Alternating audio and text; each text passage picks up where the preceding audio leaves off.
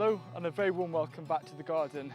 Right now it's preparation time for spring and I'm just sorting out the strawberry bed because they went a bit crazy. So I've put an underlayer of wood chip just to make it feel a little bit more like a woodland, and I'm giving it a nice mulch of compost, and I'm going to plant it back up, ready hopefully for a really productive year of strawberries.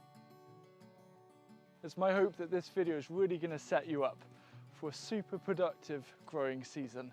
In January, I can quite easily get ahead of myself, and sometimes I got to pull myself back to make sure that I actually have a clear idea with what I'm planning to do with this upcoming growing season. And there are 3 questions that I think we should all consider before March so we can make sure that we achieve our goals.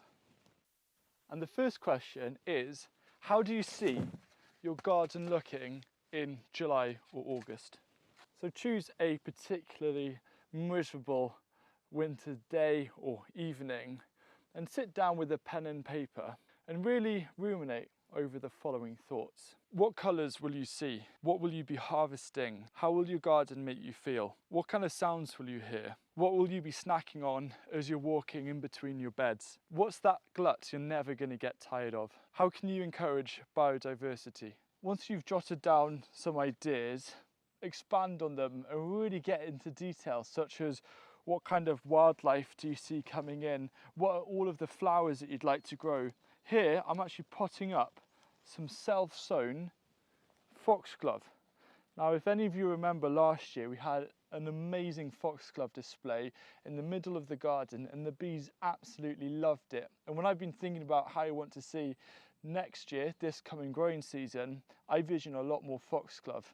So that's exactly what I'm doing. I'm potting up all of these self-sown plants to grow on a little bit and then plant them in and around the different raised beds just to bring a little bit of extra interest. By jotting down all of these ideas, thoughts and visions, what you end up creating is a comprehensive list of your gardening goals, and it means that you can work backwards starting from now, so you can set yourself a pathway and create all of the steps that you need to take to reach that end goal, that end vision. And if you ever need a bit of motivation, you can reference back to this bit of paper or 6 pages of paper to really keep you going and motivated. Part of this process is creating a planting plan.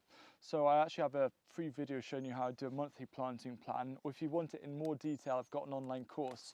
If you haven't yet joined, there's a link down below and a little coupon code as well.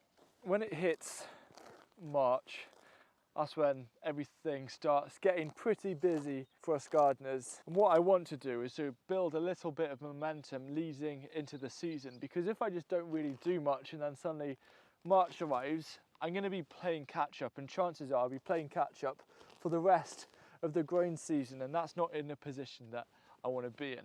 So what I'd suggest is actually set yourself a challenge of creating one actionable goal or achievement that you can do each week that's going to help get your garden nice, primed and ready for a new season. If you create a weekly action plan where you want to achieve something by Sunday or Monday, what you're doing is you're chipping away slowly but surely at the tasks that need doing. So for example, this week you could sort through all of your old seed packets to see which seeds need to be sown this year.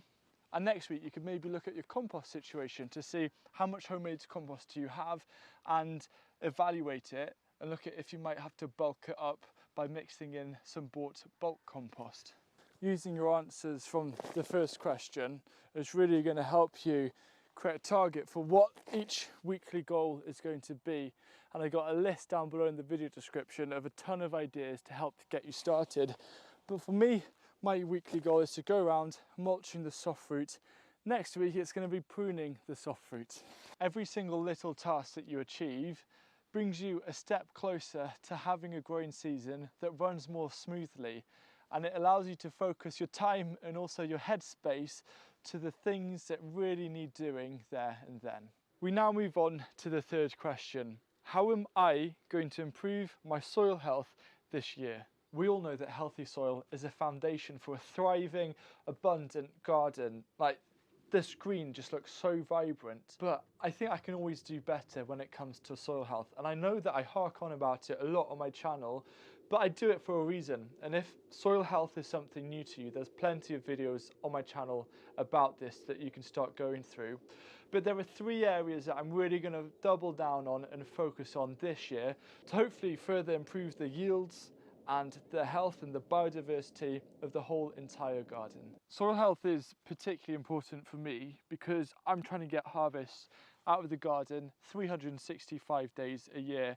It's mid-January and I'm harvesting some beetroot and also some swede or rutabaga. And there are 3 core things that I'm going to focus on in terms of my soil health strategy this coming year. The first is exploring more fermentation and utilising of microbes using Korean natural farming and Jadam, and I'll share that as and when it happens.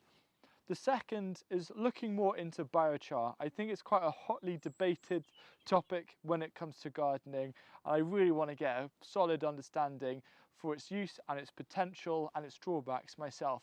And the final one is to actually utilise more chop and drop with the plant material and with weeds. And in this video, I'm going to show you just how useful chop and drop is as a technique if you are a no-dig gardener or you're trying to improve your soil fertility, which means more harvests.